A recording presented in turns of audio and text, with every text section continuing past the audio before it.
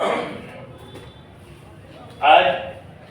हम कल क्या कहते हैं कि banking, railway, post office, defence, security, ये सब सिस्टम का अलग अलग क्लास लेंगे हम। तो आज हम शुरुआत करते हैं बैंकिंग सिस्टम से। भारत में बैंकिंग प्रणाली कैसे काम करती है, हम लोग इसको देखेंगे आज।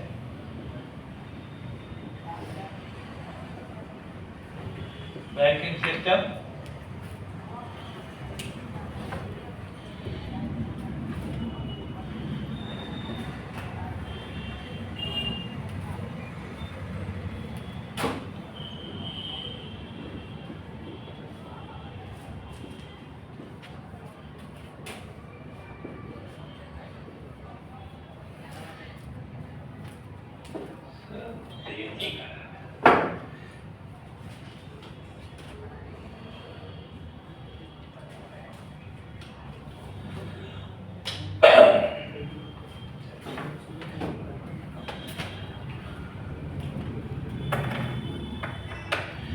हम लोग के बैंकिंग व्यवस्था में सबसे ऊपर है आरबीआई, ठीक है, रिजर्व बैंक।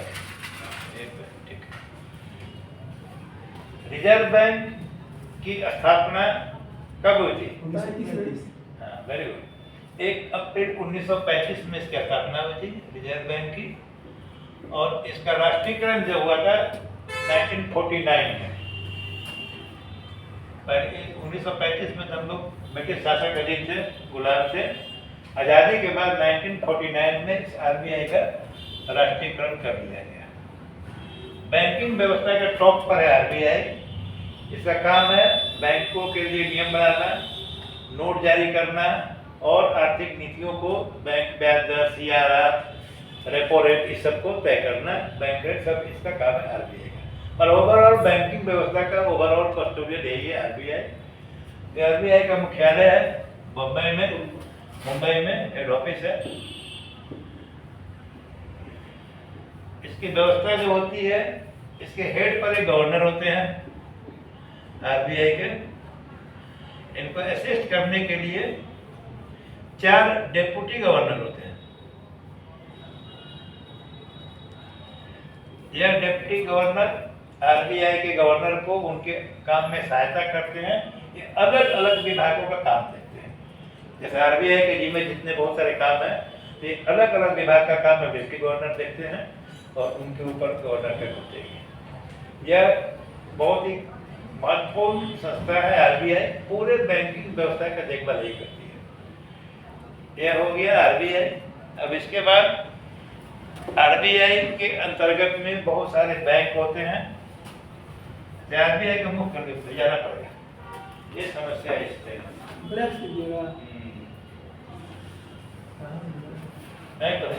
करके पानी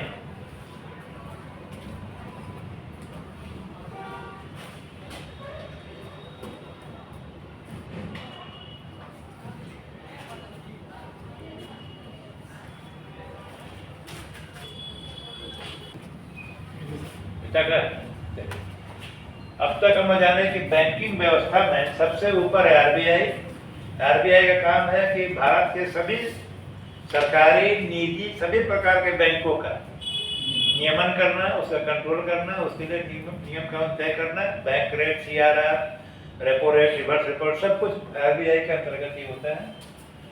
अब जितने भारत में बैंक हैं उनको कितने भाग में बांट सकते हैं? पहला है कॉमर्शियल बैंक, उसको वाणिज्यिक बैंक कहते हैं।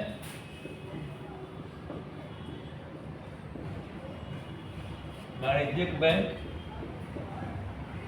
यानी कॉमर्शियल बैंक।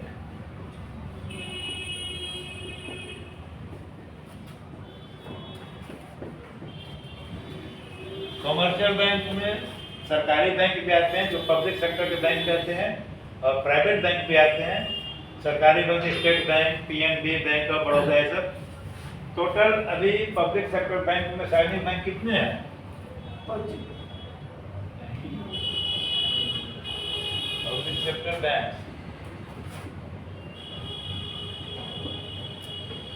बैंक के इतिहास में वो जाएंगे बहुत पीछे तो लोग हिस्ट्री पढ़ेंगे। प्राचीन भारत में जो मंदिर होते थे, बड़े बड़े मंदिर, वह बैंक का काम करते थे। व्यापारी वर्ग और बड़े संपन्न लोग जो थे वो लोग अपना धन, संचय किया हुआ धन मंदिर में रखते थे। अब सवाल है मंदिर में क्यों रखते थे? मंदिर को भगवान का घर, भगवान का सेवा करने वाला पुजारी, तो आस्था था पुजारी पर और मंदिर की व्यवस्था पर कि मंदिर हमारे धन में हेराफेरी नहीं करेगा और वो नेक कार्य में लगाएगा, जरूरत हो तो ले भी लेगा। मंदिर उस धन का उपयोग भी करता था, जरूरत पड़ने को वापस देता रहता, ब्याज नहीं मिलता था, ब्याज वाली बात नहीं थी, सुरक्षित थे। इसलिए हम लोग देखते हैं मध्य काल में जितने आक्रमण हुए, जितने मुस्लिम आक्रमणकारी आक्रमण करते थे, मंदिर को अटैक करते थे, मंदिर पर हमला करते थे धन लूटने के लिए, क्योंकि समाज का धनी तबका जो था, व्यापारी वर्ग था, अपना धन मंदिर में रखते थे। अब आते आधुनिक बैंक व्यवस्था पर। पब्लिक सेक्टर बैंक में पहले सब प्राइवेट बैंक थे। 1969 के बाद पहले अधिकांश बैंक प्राइवेट थे। SBI था, 1955 में स्थापना हो गई थी, 1 जुलाई 1955 स्टेट बैंक का स्थापना दिवस है। तो पब्लिक सेक्टर बैंक कहाँ से आए? 1969 में कुल 14 बैंक का राष्ट्रीयकरण किया गया, 14 प्राइवेट बैंक को 1969 में नेशनलाइज कर दिया गया, ठीक है। फिर 1980 में 6 और प्राइवेट बैंक का राष्ट्रीयकरण कर दिया गया। यह व्यवस्था चलती रही और ऐसा कब तक चला? 2017 तक चला।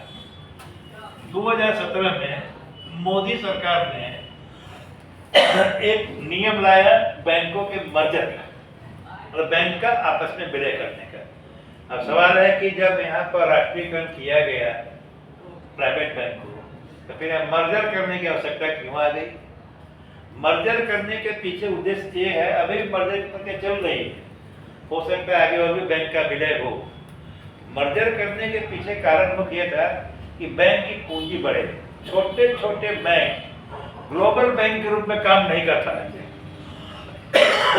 विश्व के बड़े बड़े बैंकों में भारत में कोई स्थान नहीं है। जितने बड़े बड़े मल्टीनेशनल बैंक हैं, अमेरिका के, चाइना के, जापान के, फ्रांस के बड़े बड़े बैंक हैं, उनके स्थान में, उनकी तुलना में भारत कोई बैंक टिक नहीं रहा था। इसलिए विचार आया कि कुछ बैंकों का आपस में विलय करके बड़ा बड़ा बैंक बनाया जाए। तो 2017 के पहले टोटल हमारा पब्लिक सेक्टर में 27 बैंक थे। उनको 17 में स्टेट बैंक और उसके सहयोगी बैंक, स्टेट बैंक जो सबसे बड़ा बैंक सरकारी बैंक है, उसके भी सहयोगी बैंक थे। State bank of Jaipur, state bank of Patiala, state bank of Mysore, state bank थे, 5 थे।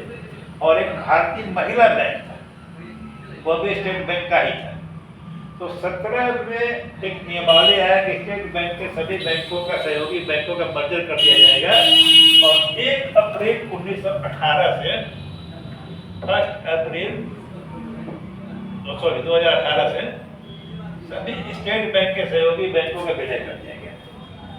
उसके बाद पुनः 1 अप्रैल 20 से और भी कुछ बैंकों का विलय कर दिया गया।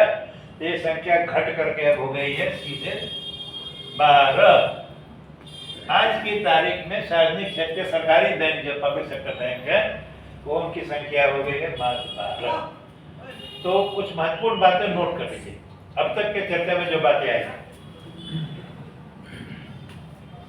1969 में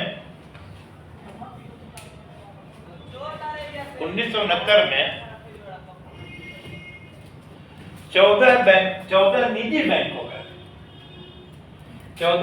बैंकों का राष्ट्रीयकरण किया गया।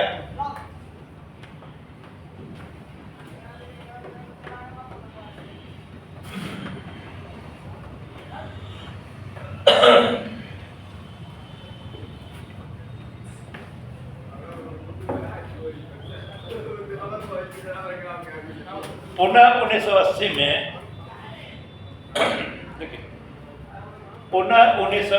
में 6 और निजी बैंकों का राष्ट्रीयकरण किया गया।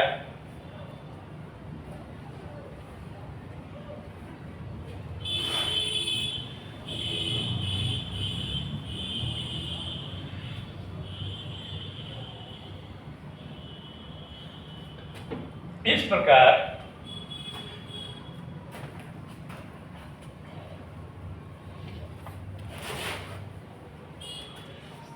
सरकारी बैंकों की कुल संख्या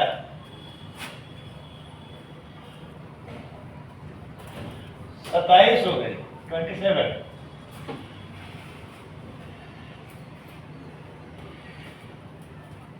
इन्हें पब्लिक सेक्टर बैंक भी कहा जाता था, कहा जाता है, लेकिन अभी भी है। पब्लिक सेक्टर बैंक, सार्वजनिक क्षेत्र के बैंक कहा जाता है।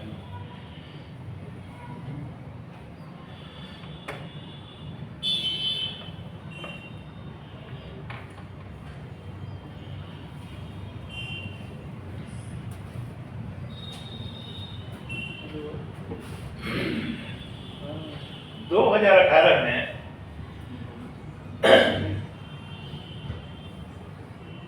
2018 में SBI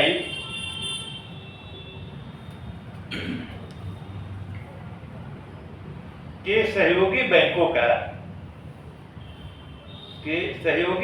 का इनको एसोसिएट बैंक कहते थे, सहयोगी बैंकों का SBI में विलय कर दिया गया।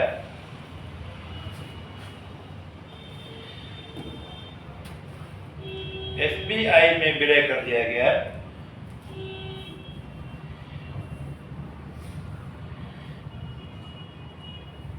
इसके अलावा भारतीय महिला बैंक का विलय भी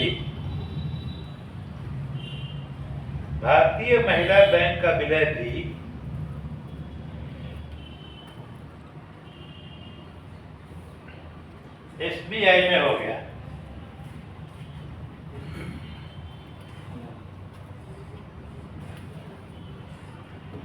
पुनः 2020 में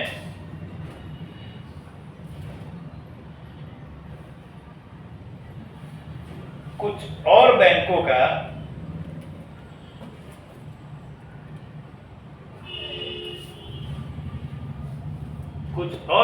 का आपस में विलय किया गया।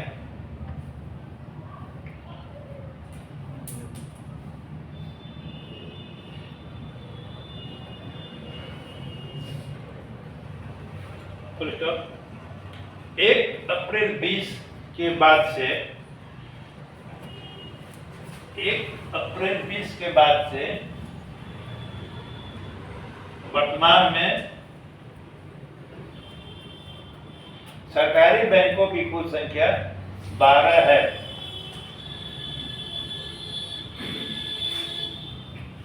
सरकारी बैंकों की कुल संख्या 12 है। ये बैंक निम्नलिखित है।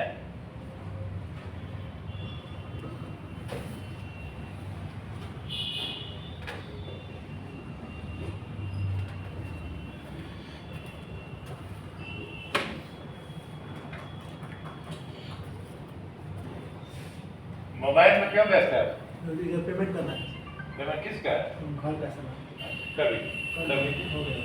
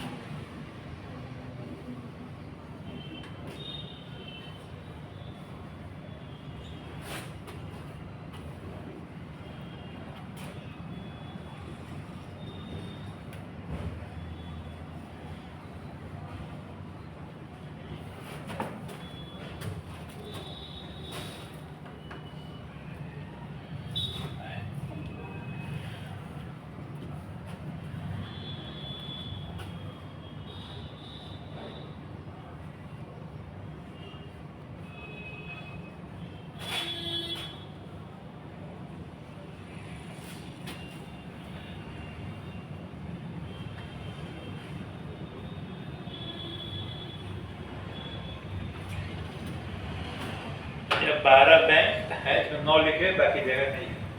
ऊपर का हो गया ना, 3 मीटर 2 का है। हाँ? ऊपर का 3 मीटर है।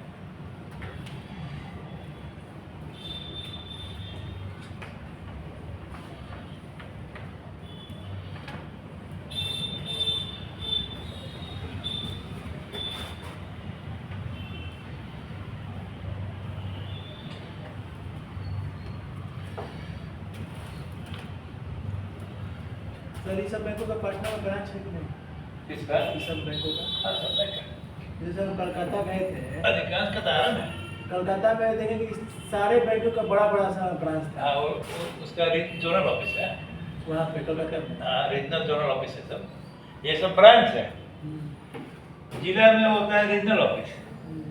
जैसे स्टेट बैंक का है हर जी खाता में, वहाँ से बहुत ये बड़ा- भागों का जोनल ऑफिस है कैसे?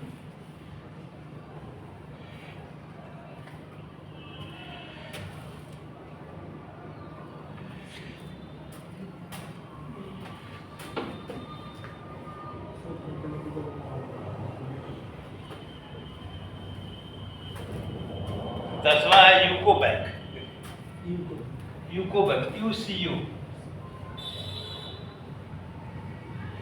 UCO, UCO bank. इसका हेड क्वार्टर है कलकत्ता।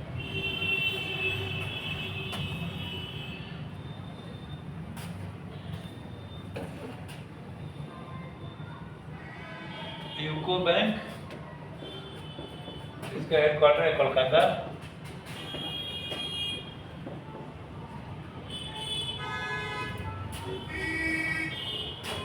ग्यारहवां है bank of Maharashtra.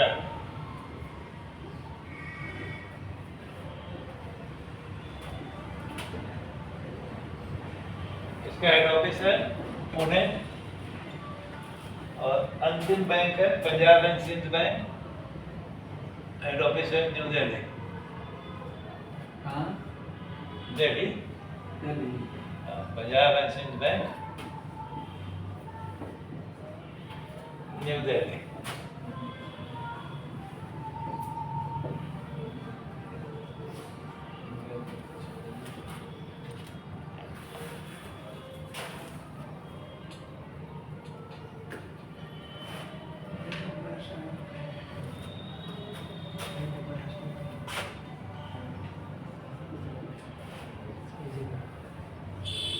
New Delhi, ठीक है। यही अब सवाल यह है कि कोई से प्रश्न उठ सकता है कि इसको इस क्रम में क्यों लिखा गया है? कहीं कोई लिख सकते थे। इसको इस क्रम में लिखा गया है, इसको याद करने का ट्रिक है, इसको ट्रिक लिख लीजिए।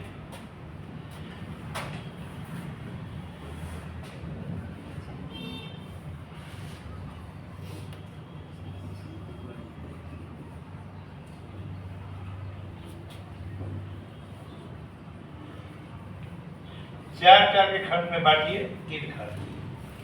SBPC, UIBC, IUBP। याद करेंगे तो याद करने में आसानी रहेगा कि क्रम से। बोलो क्रम क्यों जरूरी है बता रहे हैं।